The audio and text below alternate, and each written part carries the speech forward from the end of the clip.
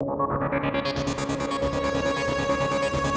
two, one, go. Here we go. All right. go. Here's the first one. Here, cheers. Thanks so cheers. much for doing this. Of course. I really appreciate it. You asked, I said yes. Yes, really appreciate it.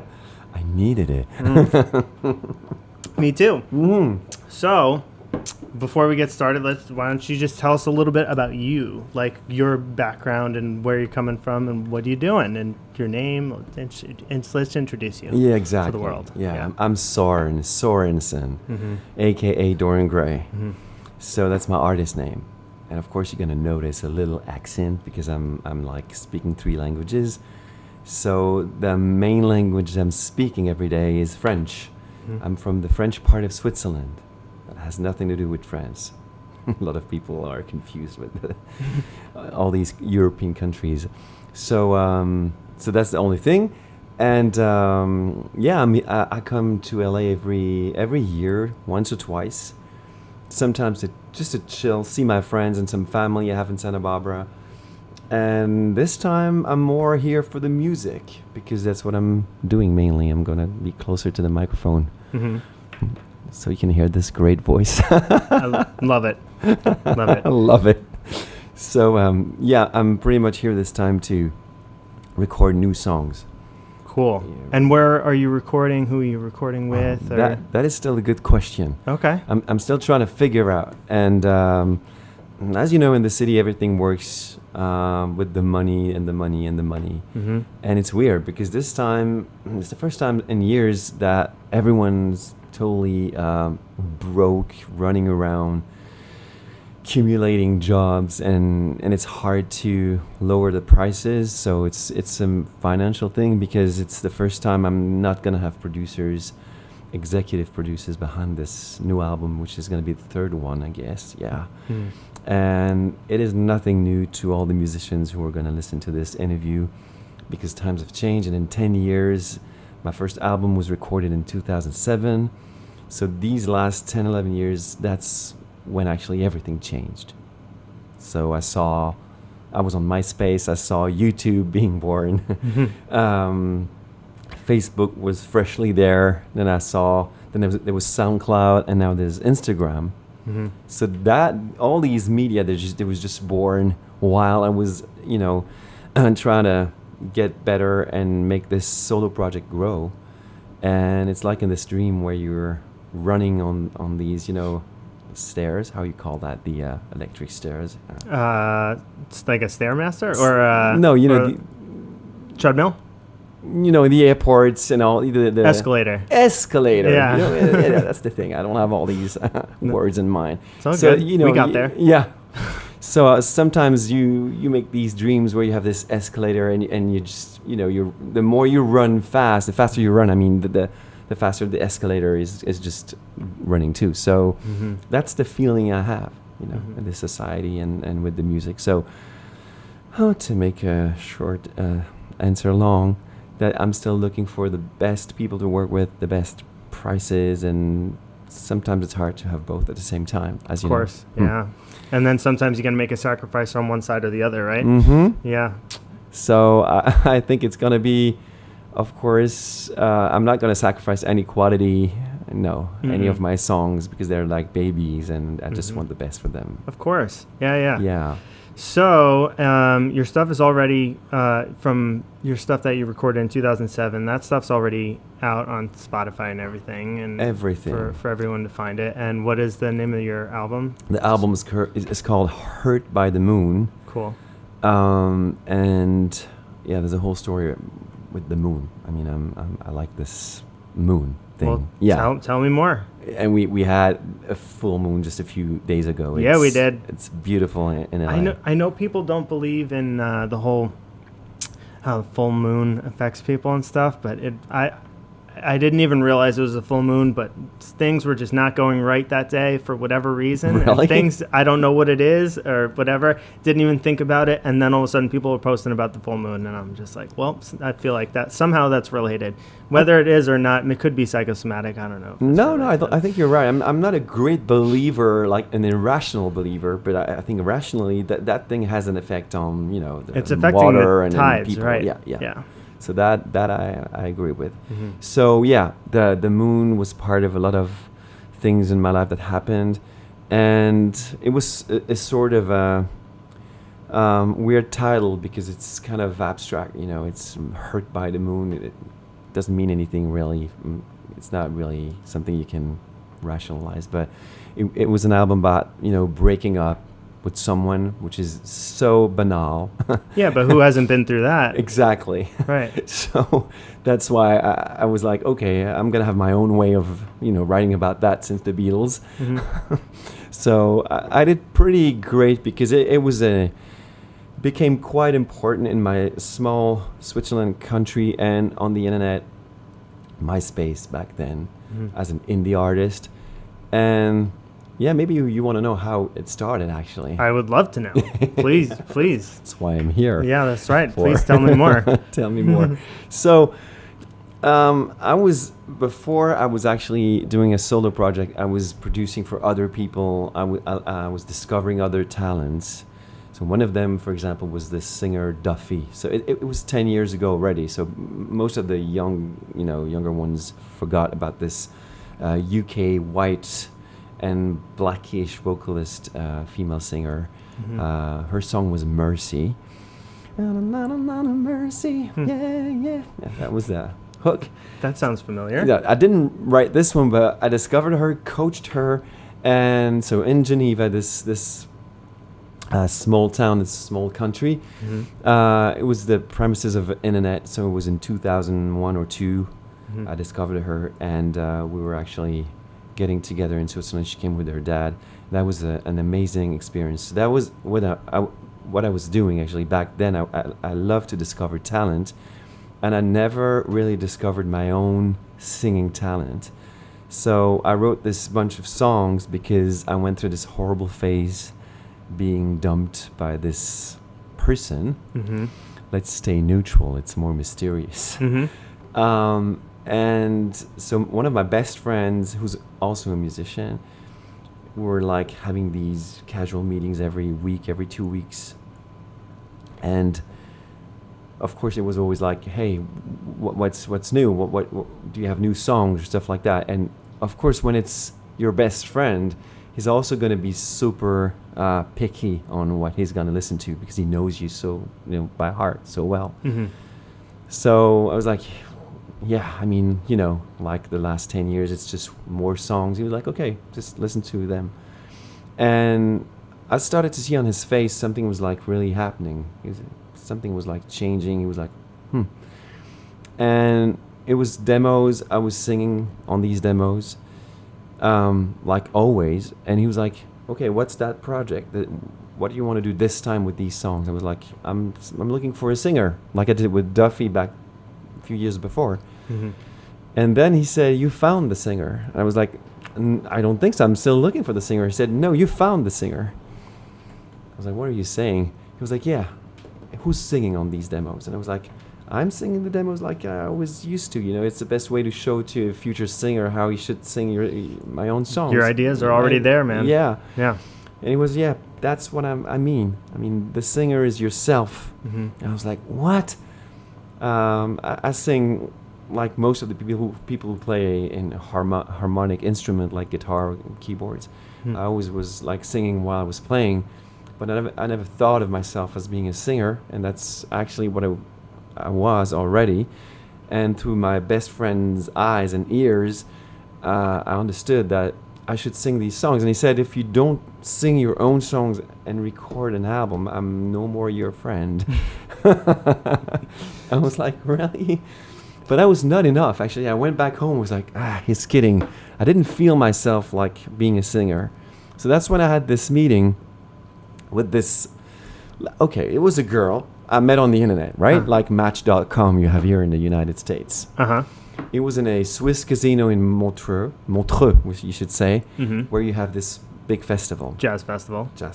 I mean, it's called the Jazz Festival, but it's a very global festival where actually Quincy Jones is every year. I mean, he's every year 2 weeks there to, you know, go on holidays and meet the greatest artists in the world.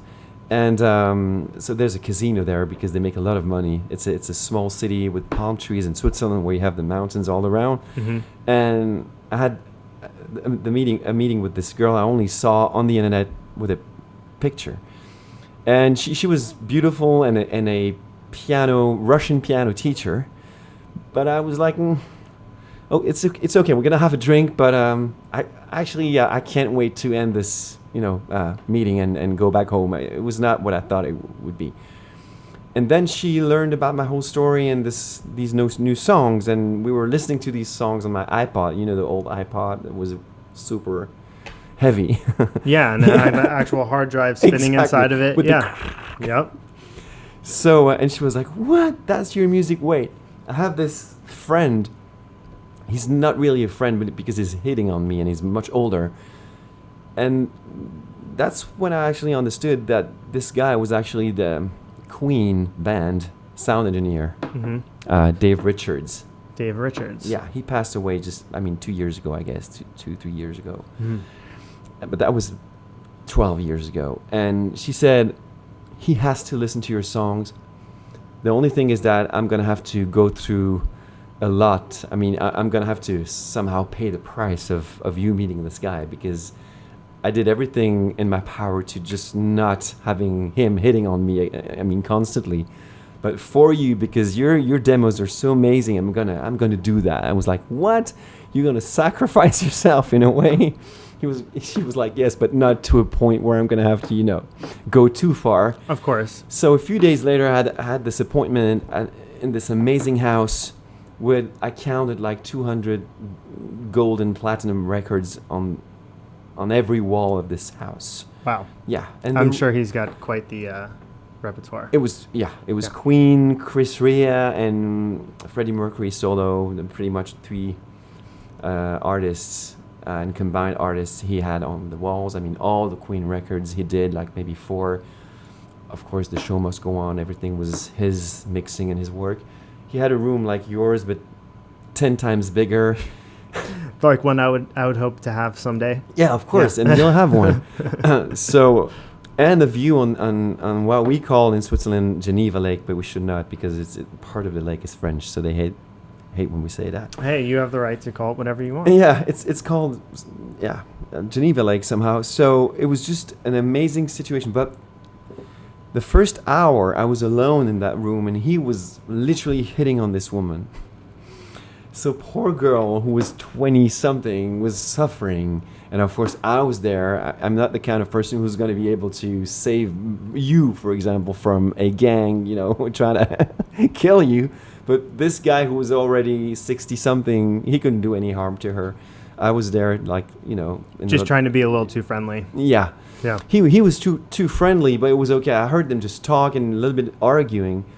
And finally, after an hour, but I was okay. It was a great hour. I just counted all these records and looked at this amazing desk and everything that was in this room. Mm-hmm. And he finally entered this room and said, okay, what's your name again? Soren. I was like, yeah, I didn't, I was not Dorian Gray at the time, because, again, that's my artist name. Mm-hmm.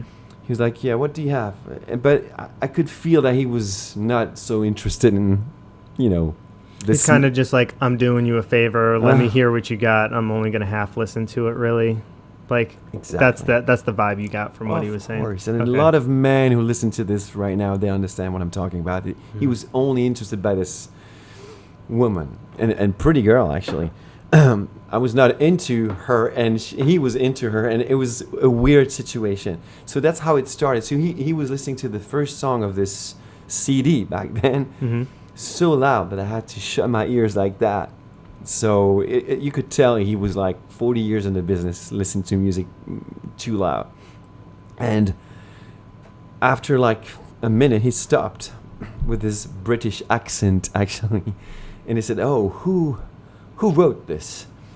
And I was like, I wrote it. And who's playing? I was like, I'm playing everything. It's a demo. I produced pretty much everything. I produced everything. You played all the instruments?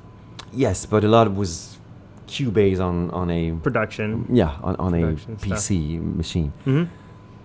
And he said, I love this guitar sound. I remember. I will always remember because there was no guitar on this demo. But I was. So where did the guitar sound come from, or what he thought was the guitar sound? Where did It was something I really worked hours on because the goal with this project was sounding like a pop rock band and being a solo keyboardist. I mean, I'm a drummer at first, but I can't really play guitar. So that was the thing. I wanted to fake it to a point that at least my friends would be like, fooled and be like, wow, who's playing the guitar? But no, it was Queen's sound engineer thinking he was listening to guitar on these demos. That was just crazy. So what was it about the key sound that sounded so much like the guitar? Was it like was it like distortion on it, or like was it? So I'm going to actually do exactly the same I did with this David Richard guy. And you're not going to tell me exactly, your secrets? Exactly. So he said, I want that guitar sound. I will always remember. And I said, I remember it was so fast because I was in the process of eventually becoming a solo artist when I was always in a studio rat. And it's these moments where you have two information at the same time, like because it's Dave Richard telling you that what you're doing is great. You have this information that, oh shit, maybe my best friend was right, and at the same time he's asking you like a favor, but this favor is maybe your future. It's what is going to make you original. Mm-hmm. Actually, it was the case. I remember answering like literally no when he said, I want your guitar sound. So he's saying he wants your guitar sound. He wants to purchase it from you, or he just wants your guitar sound. He wants to know how you did it. Like, what is this? Sort of, because I didn't say it's no guitar because I couldn't. Mm-hmm. You're in a situation where you can't tell such a person that this person that they're hearing it incorrectly. Exactly. Right. Okay. He's a sound engineer who like mixed the biggest Queen records, like, I want to break free, and the show must go on, and all these songs that of course I love so much. So I was like, oh my God. So I was like, no, it's actually my guitar sound and it's not for sale. And since he was not there for me, but for this girl, I remember he just kicked my ass and was like, get out of here. But he was a little bit drunk, this typical English guy who was actually depressed because he was Freddie Mercury's best friend, and since Mercury died, he started to be alone in this house and collapsing slowly. So this is why he was only interested in hitting on women and then just find a way to survive in the middle of all these platinum records. And he was out of the business.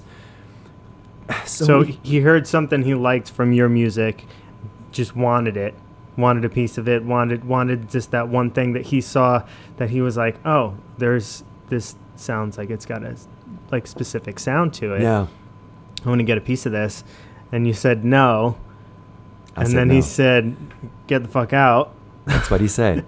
And then, so then what did you do from there? Like, did you imagine how you would feel if I can't say that he was one of my heroes. I was more Trevor Horn in terms of English producers, or over here like Quincy Jones, Max Martin, to name two total different producers. But I liked a lot of Queen stuff, but that was not the band I was listening the most to. It was somehow too epic, too much reverb. That's a little bit technical, but so. But I was honored, even if I knew why I was there, that he would listen to my music.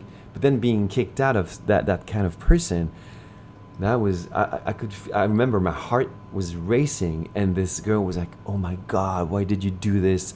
I was sacrificing half of myself for you here, and now we're kicked out of this place because you just said no to this guy. You did the right thing, though. You did. It's no one can tell you what to do with your stuff. They can make suggestions. They can they can offer you things, but if you have a specific idea about your music and no one can tell you what to do, or no one can offer you any amount of money and make you sell anything. That I totally agree with you, but that's way too far thinking. I mean, it was a I'm sure in the reflex. moment Yeah. your heart is pounding and you don't know what to do. And Yeah. So I was like, no, I have to get back to the house and apologize. And she was like, I guess it's too late. He's so pissed off. We have to go. But I left him a business card, and like 30 minutes later, when I was on my way back, which is an hour drive to my hometown, he called and he was like, "Oh my God, I'm so sorry, and I'm going through this situation with this girl." And he actually told me the same story I just went through, and it was even more of a connection. And then he said, "If you need me to help you record your stuff, I'm your man." But then again, in the meantime, then I found I produced my album myself, because one of my friends said, "I don't think he's maybe the best guy to work with if you want to look into the future. He's more from the past." It's really, it's a bit extreme to think like that. Or I didn't calculate anything. It was just advices from my friends. Mm-hmm. And I didn't have we didn't talk about money with this Dave Richards, but he was willing to help. But I did this demo CD, and this CD went on some producer's desk in little Geneva, Switzerland. And I had all of a sudden a meeting with these producers, and they were literally like putting $50K on the table, saying to throw into the album. Yeah. For production. Yeah, we want to produce your demos and make them, turn them into a proper album. So that's when everything started to get bigger with this album, and validating actually what this amazing Dave Richards was actually listening to my original demos. There's a sound there that people are into. Yeah. But I would never have thought that in this little country where you mainly have banks and you have this amazing festival, Montreux, but a part of that, it's not really a country that is known for the music. So I was projecting, going to England, or because my main influence is the UK kind of songwriting, or the United States. And yeah, I had this amazing studio close to my place that there was, you can build literally 2 big planes in it. It's that big. A recording studio. Yeah, that was actually co-financed or built with certain Phil Collins, because this guy lived in Geneva during 20 years. 20 years. So that's another story that is amazing. And, what a great transition. So he helped finance and build this studio? Or the studio was there and he was part owner? How was he correlated with that? Both. I don't really know. I guess he was there from the start. It's a studio that existed before, but in a small version, and then they bought this amazing location. And I remember that I had the meeting at the studio with the young Swiss sound engineer who learned everything. I mean, all his he was assistant in New York, and my producer said, if you with this money on the table, we can work in England or in the US, but it's going to be less time, maybe with greater people, but they're not going to be at their best, because since you're not a big name enough. I was like, yeah, thank you. So if we work here in Switzerland with skilled people, that we're gonna get more for the money. Get more for the money, right? So I actually stayed 8 or 9 weeks in the studio. That's a lot of time in the studio. Yeah, that's a lot of time in the studio, and you start to get like, I don't know, a different version of tunnel vision when it comes to once you spend too much time in the studio, then it's like you kind of lose track of time. Things start you spend too much time on certain things. Yeah. So I had this co-producer, Yvonne, who actually also mixed the Phil Collins Motown album in the same studio with the same crew. Cool. Part of the same crew. Yeah, just after my album, actually. So it's a bit crazy, because I was really inspired by Phil Collins. And all of a sudden, he went from my bedroom wall, my childhood bedroom walls, into my real life, bursting into the studio when I was recording. So instead of being this little a kid trying to have an autograph, he was the one who was like, "I'm sorry, I just need something in the studio. I'm sorry to interrupt." And I was like, "Oh, you're welcome." So yeah, that happened. And so he'd be like just stepping in the studio when you guys are there recording. Yeah. You're like, "Oh, hey, Phil, how's it going?" Yeah. Yeah. Exactly. But something happened the same year, actually. He was reforming Genesis, and they were actually rehearsing in a small village close to the studio.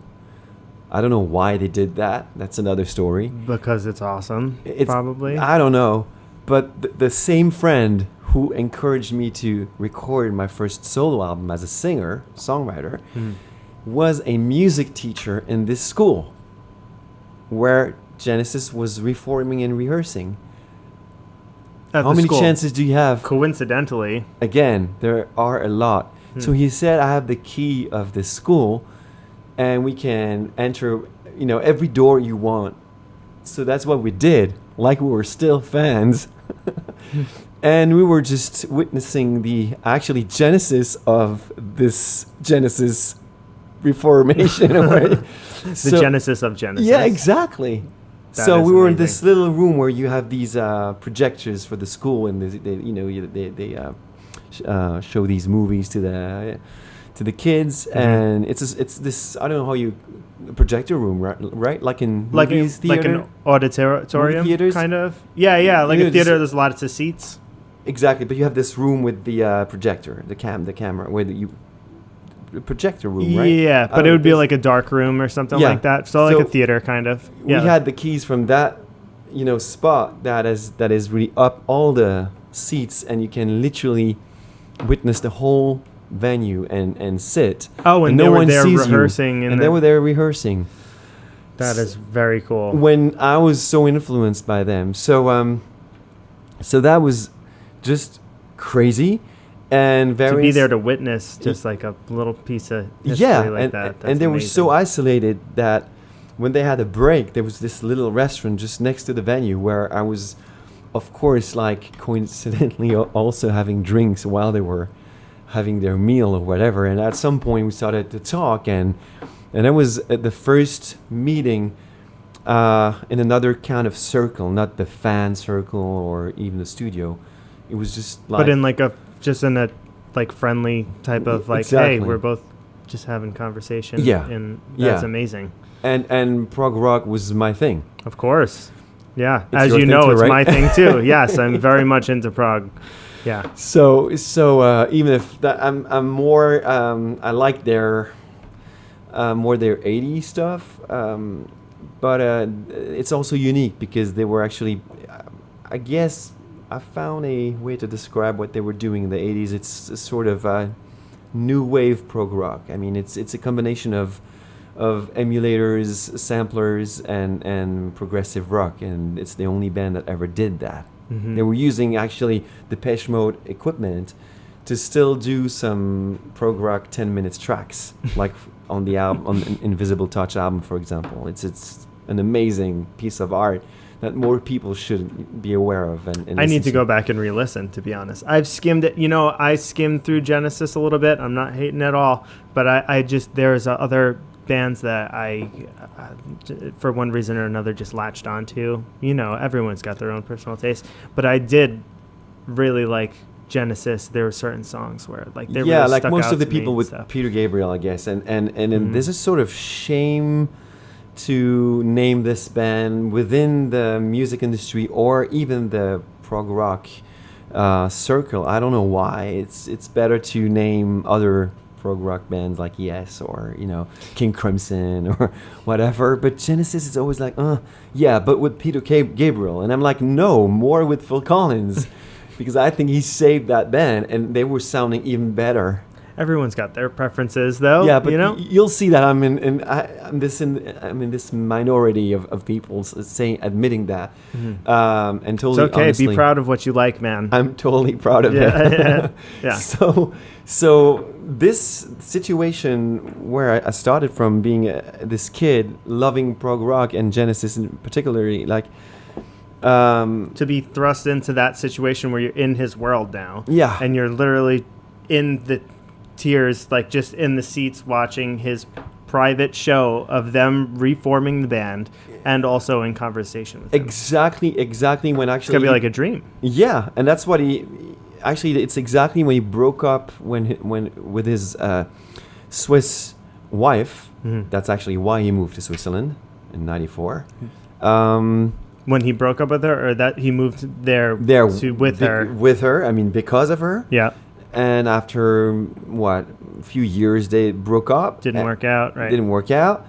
It was a huge divorce. I guess it was during this gap that he was rehearsing and being back to Genesis. When actually very recently, but that's another story, I was starting to get in contact with this woman because they're back together, but that has nothing to do with that. It was randomly on the internet. She said, "I like your music." So that's, again, something I can't explain. When I'm actually not a believer or someone who's like, thinking that there are signs everywhere or not even the universe works in mysterious ways. I can tell you, man. Mm-hmm. So, I'm linked to this story and at the same time not really, but in different ways, though. In different ways, different angles, I'm like attacked by that. Mm-hmm. I still need to figure out why and if there's a message behind that.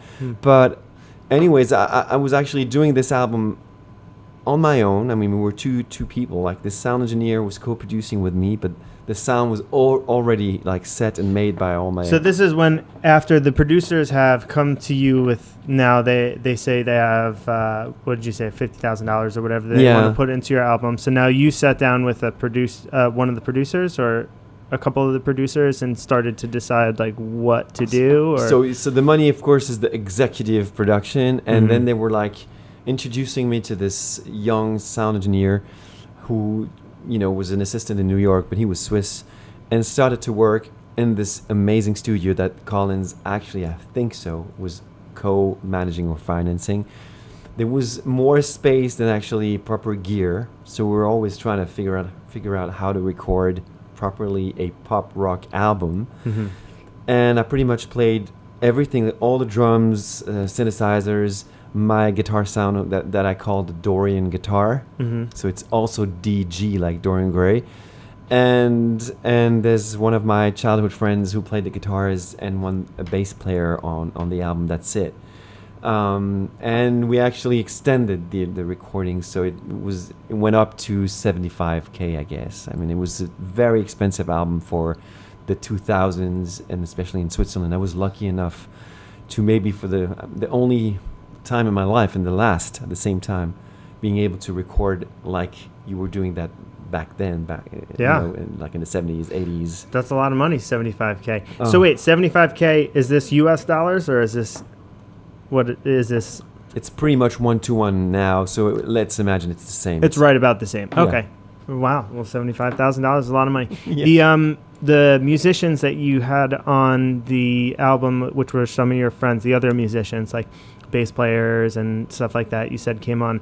Did they write their own parts, or you directed their parts, or? I was raised with that kind of mentality or way of thinking. So it can be Collins, Peter Gabriel, or Sting, whatever. It's about songwriters. Even the Beatles or ABBA, which are the two bands that sold the most of all times, equally, actually. People have to know that. And the Swedish British competition is still on right now. It's just Pepsi and Coca-Cola thing, So this way of approaching music, even if you're in a band like the Police, it's about writing the material and controlling, not only because you're a control freak, just because it's naturally coming out. No, it's just because that's how I write. I'm on my own, and everything comes I mean, is coming out like that. It's instant writing. It's an urgency, and I'm writing and arranging everything at the same time, so it sounds like that, and it should stay like that. That's why it became sort of original, and that people are still, even some Collins, thinking that it's cool. It's maybe great. So I was really sticking on that, and my executive producers, they were like, don't change anything, just add real drums to the demos, and of course you have to re-sing in proper microphones, like $10,000 microphones. It's not only the price, but just, it's the sound two quality. things. Yeah, it's the two things you pretty much have to record. If you have a small budget, you record drums and vocals, at least these two things in a studio, proper studio, and then you can do everything at home. So I think more my question is about the other musicians is, were they hired on as studio musicians? Like, you're hired on for the day, you get paid like per day, or okay. So one of them was my childhood friend. So he was just like a favor type thing, or he was paid because there was money on the table. I was happy to say to him, I can finally pay you. Okay, fair With enough. everything he did for me. You want to for hook free. your friends up, yeah. But for the bass, I didn't have any bass player friends, because in the past I always produced my synthesized music with some synth bass. Yeah. And so we were doing some audition, and at the end of the day, I couldn't choose one. There were a lot that were good, and when you put an ad, especially in a small city like Geneva, and you say, there's money and there's an album, and there are weeks in the studio and to spend, you have the whole city, and even up to Paris, people just come and just they want to be part of it. And so I started to do these interviews in my own way, and I asked these bass players what they're listening to right now. One of them said Keen. It's a UK band that was doing great back then. Their hit was Somewhere Only We Know.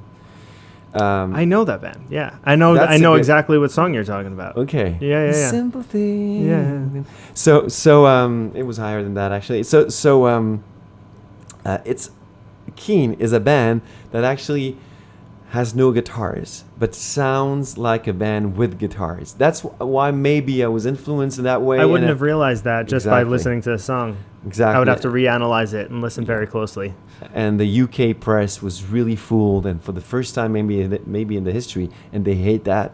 So there was that journalist one day writing something about Keen with the first album and saying, "Oh, the guitars are amazing," and there was no guitar. The piano? It was like, I guess I did some sort of synthesized sound or keys through an amplifier and stuff. That's part of the trick. I think it influenced me. And then I was actually living the same situation, not with the press, but with David Richards from Queen. That's just amazing how it happened. So this bass player said Keen. He named a band where there's no guitar. There's bass guitar, but it's, when you're a bass guitar player. Not the same. It's not the same, but you're more maybe into guitar music, also rock, blues, or whatever. But he named a band that was basically a synthesizer band, So it was surprising, and he named one of my favorite bands of all time. I said, "You're in. You're the one I'm going to do the album with." So, and we're still 10 years after doing music together. He just played on my new demos for the potential That's third great. album. It's good when you find a musician that you can work with continually throughout time, and you can just work through some stuff. I mean, even if you have interactions or if you disagree on things, that's fine, as long as you can talk through it and get through it. We're cool. That's so much more important. We're cool. than I've said this before, and I would much rather work with people I get along with really well than someone who's like a really great musician and they're just a jackass. Someone who's just like really difficult to like work with. It's like, I don't care how good you are, I'm not going to want to work with you. Exactly. Like it's just not worth it. So those interactions, when you find somebody who you can work well with and you can be like friends with and just just appreciate and continue to work together over time, like that's the things to hold on to. So absolutely agree. That's great. Yeah. I'm right into that right now. I'm actually troubled between the way we think in Europe, even if like politically Switzerland is not in Europe, but technically it is. I mean, compared to California, it's in Europe. I would consider it in Europe, right? I mean, but it's really no. We have the Swiss franc. We don't have the euro. We're not part of the system. It's another story, but that's important. I just wanted to say it because, and it's a small country with 7 million people only, and we speak 4 languages. So it's the opposite of the United States. Yeah. Actually, the disunited States, right? So yeah, that's how I call it. Fair enough. Yes. So since I'm from both countries somehow, I'm really torn apart because it's 2 different ways of thinking. I mean, each meeting I have here, first thing we talk about is money, calculation, and everything. And since it's my music, my babies, I have a hard time to consider these babies as being only like money. So right now, I'm hesitating on finally going back to Switzerland and maybe finally record there because I'm here to record my 3rd album after going through a total nightmare since I'm suffering from tinnitus or tinnitus. You have 2 ways of pronouncing that. So that's a thing that sometimes happens, and not even because of the music, it's neurological. 1 person on 5 or 7 is suffering from that on this planet. Oh man, that's a lot. Yeah, I don't want to make people afraid. I'm sure I have it to some degree, but it's probably extremely minor, and it's not. So tell me more about your experience with that, if you don't mind diving into that. No, I started it. Yeah, on purpose. But I am curious. I am curious, like about like you said. I know there's different versions of it, like you were explaining to me before. Yeah, there are pretty much 3 versions. And what are those? So first of all, if I'm here talking with you and no one figured out before I was actually mentioning it that I'm suffering from something like that is literally a handicap, you wouldn't have noticed, because if I'm here, it's because I'm a survivor. And to do a sort of a metaphor to imagine what a heavy tinnitus is, like I have, it's like losing an arm or 2 arms or 2 legs. That's a visible handicap. But something like tinnitus that is invisible kills the same amount of people that can't accept the new condition they're in. Like, I lost my legs. For me, it's enough to wanting to commit suicide and die. Like, I was super affected by a lot of suicides, like within this industry, like Chester Bennington last year, for example, from Linkin Park. Sure, yeah. I knew one of the girls that were fitting in one of her most important videos. So, and I think he was one of the greatest human beings within this industry, where you cross meet a lot of jackasses actually, and it affected me a lot. It was just before the tinnitus started in my head. It's a sound that you hear when it's your tympan that is affected because of the music or a blast. But if it's neurological, it's a perception of a sound. It's not a sound, but you think it's a sound, and it drives you as crazy as if it was, just any kind of sound that would be, 24/7 in your head. Like, so then you have to start to learn to live with it, and you start to hear or read about all these people who just commit suicide because they were hit by tinnitus, and then you go see a psychiatrist who's going to help you to, thanks to mine, with the metaphors, to just show you that you have 2 ways of living without your 2 legs: committing suicide because you can't live with this new situation, or try to be to break records in the Paralympics field, what a lot of handicapped people do. So one day he said that to me, and he said, "What would you choose?" And I said, "What? No, I love life too much. I want to just get out of that." He was like, "There's no way to get out of that. You can heal. You can more heal from cancers than from tinnitus." Can you imagine that in 2018? So he said, since you answered that you want to live and you would choose the Paralympics, he stood up and he said, "We're done for the day."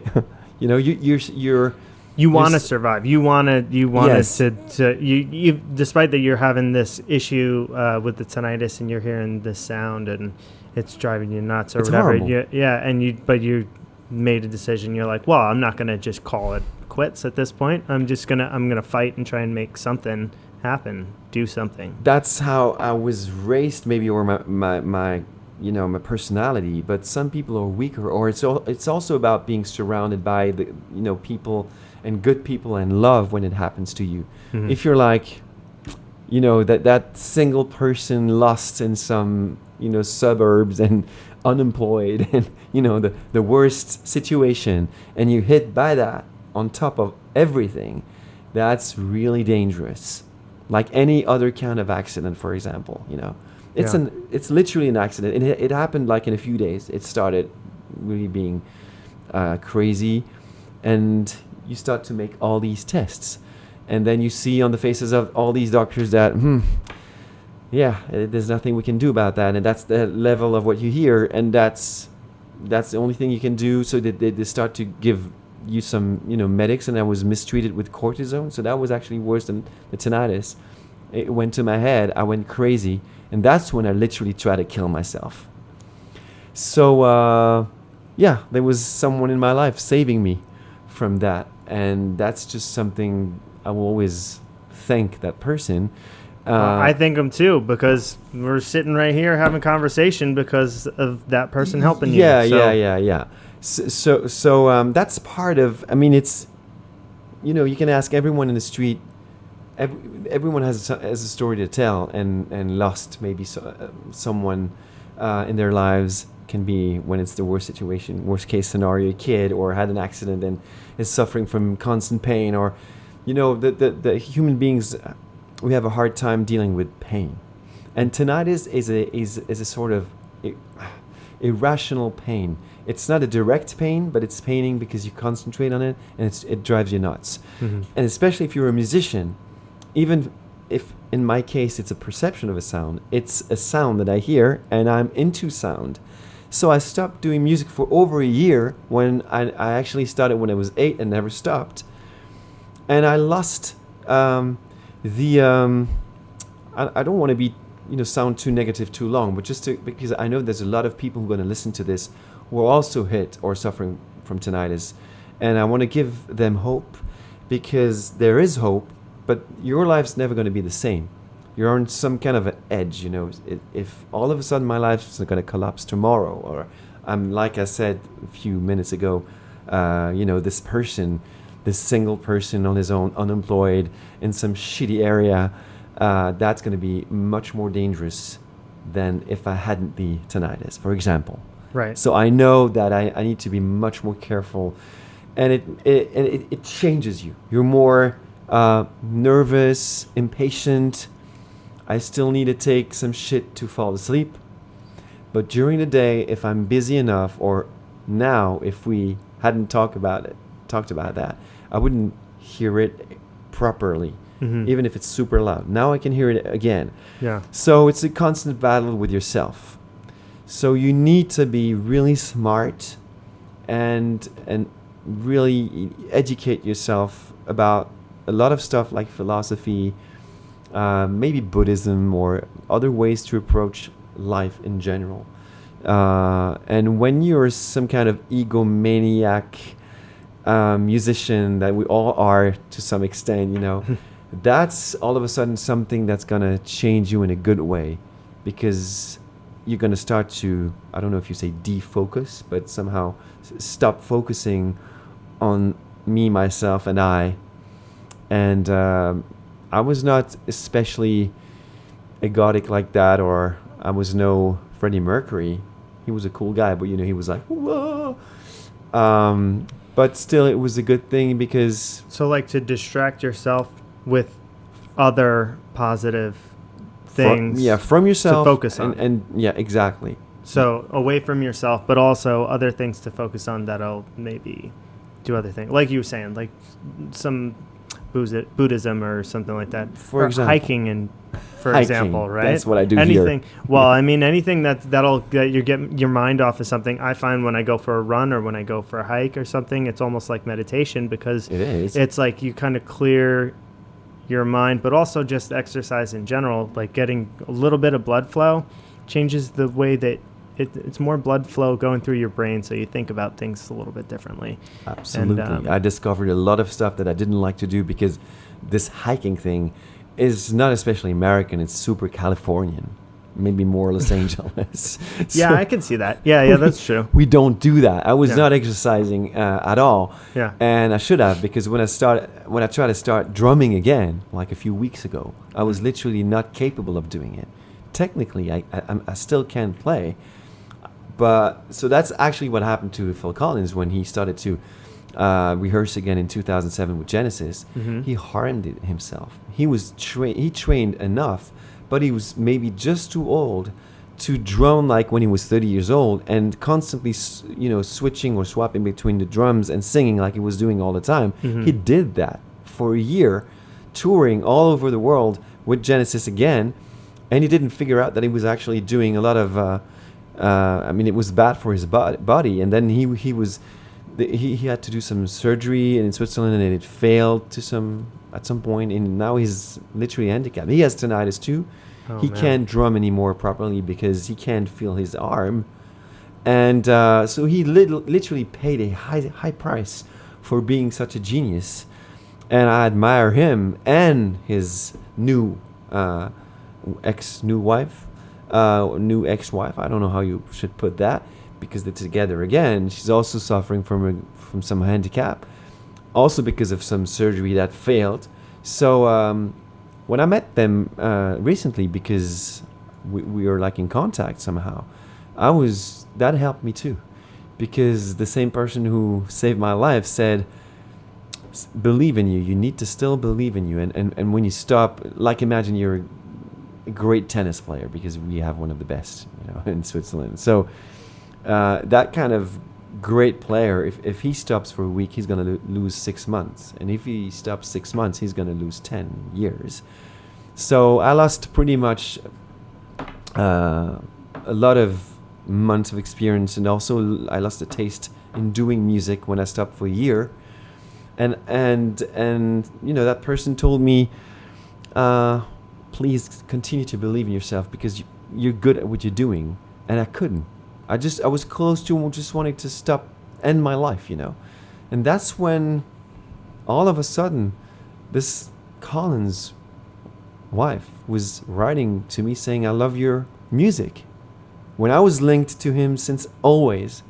And it was absolutely not because of all the other links I had before. So you're linked to him in all these other different ways, and then from out of nowhere, she reaches out to you, telling you what? Somehow, we were simply like liking each other's stuff on Instagram. She does amazing jewelry. Oh, cool. She has a new shop now in Miami. Mm-hmm. And I know her from, I'm Swiss like her, so she's half Thai. I'm a third German and American and Swiss. And I of course I knew about her, but just I never met her, I just saw them together a few times when she was younger, when they were a young couple, married couple. Mm-hmm. And that's years later, just out of the blue, randomly, she writing to me, when you know how many artists that you have on YouTube and on Instagram That are just out there. that could be sometimes maybe my kids. and randomly she says that she likes your music and that you're a great artist. And I'm like, what? And it was her, because I finally met her at the Montreux Festival. Sorry, I'm pronouncing in French. okay. Like a few weeks ago. Yeah. And she introduced me to her family and to her husband, saying it's Soren and he's great. So that was, I had to literally pinch myself to. So then you spoke to him there? Not really. Just saying hi. Just saying hi. Yeah. Just saying hi. Because it's like if you're a believer, I think it's better you never meet your God, if he exists. A lot of people. He or her. Yeah. Because God is a woman, right? Yeah. Hey, man. Who knows? It's hard. Who can say? Who can say for sure? Quoting Ariana Grande, right? Right. Yeah. Whatever. I think that if all these believers, because I'm not that kind of believer, they would all of a sudden see, let's imagine Jesus or Buddha, whatever. Mm-hmm. they could not stand that, this vision. It's important that it stays somewhere like an abstract thing and something you just believe in, that like a force. I know why it's helping these people and why it's great to them, but it would be dramatic if all of a sudden it would be a real person in the room.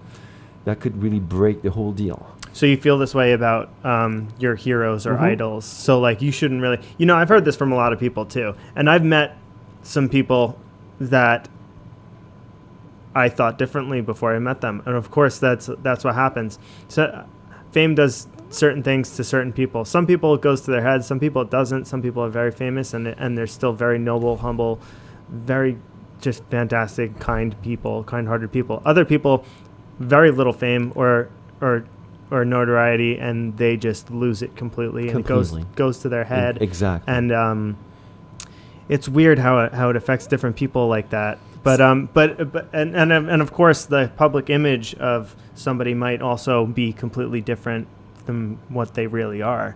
They could be presenting this different image of themselves as a really nice, kind-hearted person, but also they're just kind of some jerk. Or they could be coming off as some badass, really, tough, person, and then because that's part of the image. Money. I mean, I know it's a money country, and I hear that word every 5 minutes when I'm, driving around or in public places.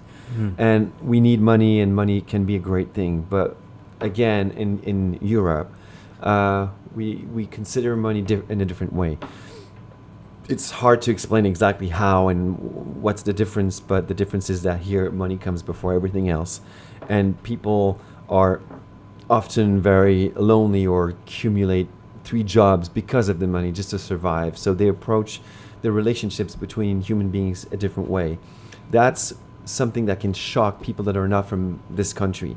So I believe it. I feel like there's a lot of greed in this country, and people greed and need. Yeah, and I would imagine necessity, because if you can't pay your bills, you'll be out on the street. Exactly. That doesn't happen in Europe. We have a greater social security and a system that prevents people from all of a sudden being in the street. You can't. It's forbidden.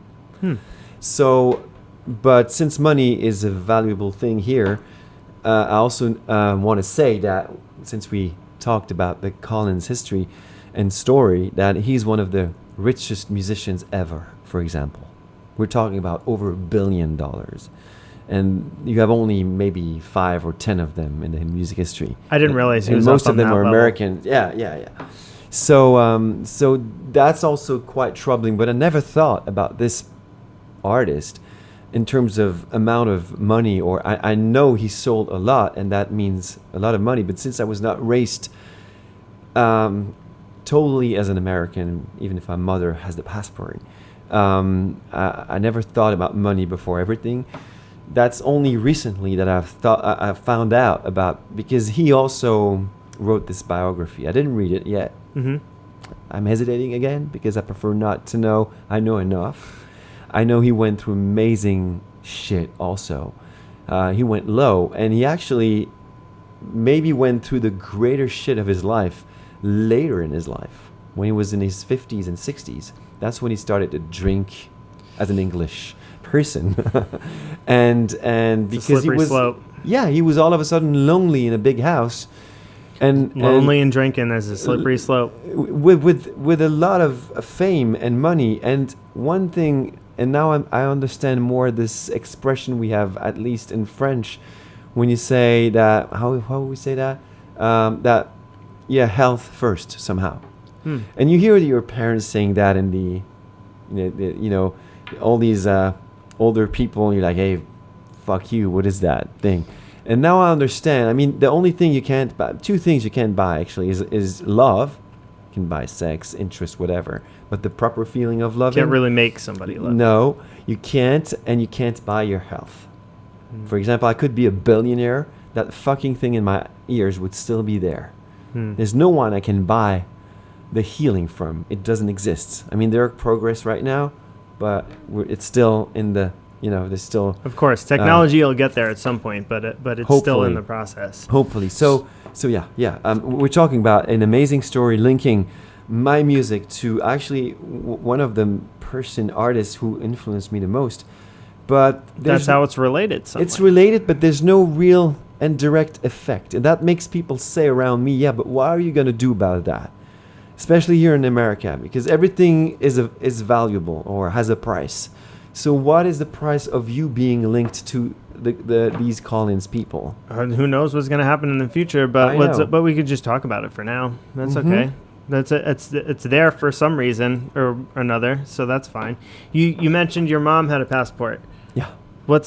So where was she from? Where did she live? She's from the United States, or She was born in Berlin, and because of this famous history from after war history and people having this exodus, in the direction of New York. That was her story. So with her dad and my grandma, who was actually modeling here they moved to the United States, and my grandmother was modeling for the biggest brands like Coca-Cola and all these brands. Oh, wow. Yeah, and so my mother was already 6, I guess, when she moved to the United States. And what was your grandmother's name? Karen. Karen. She was called Karen Knockerdam, Dahm, and that's how her Instagram is called. It's actually the IG is Karen Supermodel. I thought it was cool. She died 10 years ago, a few months after actually Genesis was starting recording in Switzerland. And I had the time to explain that to her because she was the only one in the family really be interested in the artist I was. So I was close to her, and she handed me this batch of pictures, the real deal, from New York, Los Angeles, with the stamps behind them, original photographer signatures and everything, saying, I'm so old, I hate myself in the mirror right now, I just want to throw that away. But she said that because she knew I was like, what? Never in the world. And I started to scan some of them, and since they were too big, I was starting to taking pictures of the pictures and start to archive them. And when Instagram was born, and a few years later, just since a year, I guess, I started an Instagram for her, and a sort of vintage Instagram, and it works quite well. And I'm happy because I constantly post new pictures. I have so many, and yeah, she was amazingly beautiful. I can tell you that if anyone types right now Karen Supermodel, you're gonna be like, wow. It's literally like the Gone in the Wind type of actress, and she started with the greatest German actor actually, who's Klaus Kinski. So Kinski's daughter is Nastasia, and she was in movies with David Bowie and all these people. So There's a great history on this side too. And so my mother has the American passport, and for some technical reasons I don't. So I'm still struggling trying to get it actually. So you're here part of the year. So you kind of go back and forth? Mm-hmm. I have another friend that does that. From a friend from Canada who's an actor. He comes here for 6 months out of the year. So you're here for how long? How long are you here? You're here to work on your album, work on some music, try and get some stuff done while you're in Los Angeles. Yeah. And how long are you here? Like, do you have an end date, or is it just kind of open-ended at the moment? No, the first thing that they ask you at the customs when you're a tourist in your own country. Welcome. When are you leaving? Exactly. That was the first question they asked again. So this time I try to be like, it's my country. Why are you talking to me like that? And they just don't care. They're just doing their jobs. They were like, I'm not interested in your personal life. I just want to know when you're going to leave. Mm-hmm. I was like, okay, here's the date. But I was held like 20 minutes, I guess. That's not so bad. That's not so bad. 20 minutes isn't so bad. Cool. Getting into, I feel like I've been just going through customs. I feel like I've waited 20 minutes. Really? Waiting. Yeah. I waited an hour, but really when there was the proper interview. Oh, just in questioning. Yeah, okay. I haven't been questioned. He literally asked, "How come can you be out of your country for 3 months or maybe 6 this year because it's the second time I'm coming? Like, what is your job? How come can you be out of the country?" It was personal questions, and I felt bad because it was personal questions asked at the customs in sort of my own country. So that's maybe gonna be a song, "Stranger in My Own Country." There you go. That sounds like a good song. Yeah, it's gonna be one, I guess. Yeah, that's how I feel. Yeah, so that's the situation. So the maximum of days you can stay in a foreign country is 180. Mm-hmm. That's a tax thing, and I guess I'm gonna reach these 180 days this year. Oh, okay. Yeah. So I'm gonna be here until mid-November 2018. I don't know when you're gonna air this. that's why I'm. It's still up in the air. It's still up. It's still up in the air. It's open ended. Yeah. So okay, and then your goal while you're here is to work on your album and get some stuff done. And I'm going to see what I can do to try and help you out with that, with some of the connections that I have. Cool. That's what that you I'm said when friends we with, met. and, Yeah. And I would thank like to try and help you. I like your music, and I want to try and get things going. And let's wrap this up. What do you think? I'm cool. Yeah. Is there anything? What is any shout outs or whatever? No, I mean any shout outs we want to, like your Instagram or anything like that, or how do people find you? Okay. Of course, Dorian Gray is Oscar Wilde's book. It was written in 1890. Mm-hmm. It's one of the most read books of all times, alongside the Bible and these kind of religious books. So people have to know that it's an amazing story about not aging. And it's amazing how he was Oscar Wilde, a visionary person, because it's exactly what we're going through now, the Instagram times. People are selfieing themselves all the time, and it's about the anti-aging, era. So I guess it's more than ever cool to be Dorian Gray, first thing. And if you type Dorian Gray, it's always going to be the book. So my URL is is Dorian Gray Land. Dorian Gray It's Land. whatever social media / Dorian Gray Land. It can be SoundCloud, YouTube, Instagram. It's Dorian Gray Land, like Disneyland. That's gonna be myself. Dorian Gray, Gray. Exactly. Yeah, Right. I don't have anything to do with the tea Right. and the Earl Grey. Okay. That's something else. So yeah, the shout out is. Believe in life and listen to my music and let's try to continue to create art even if money's not there anymore, because that's the paradox. We all need music, but no one's ready to pay for it. I love it. Thank you so much for being on here. Man, thank you for having me. Let's do another one before you leave. Of course. Yes. All Bye. right. Thanks. Bye. Bye, everybody. Cool. Yeah. I think that was great. Hey, I hope it recorded. Yes. Yeah. Tell me it worked. Still rolling.